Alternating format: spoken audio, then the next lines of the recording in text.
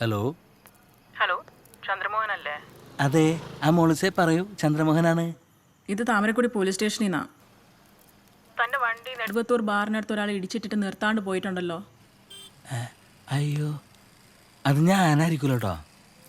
ബാറിൻ്റെ ആ സ്ഥലത്തേക്ക് ഞാൻ പോയിട്ടില്ലല്ലോ. തന്റെ അല്ലേ ഈ KL 242769 ഒരു ബ്രൗൺ എസ്റ്റിലോ? അത് പറ.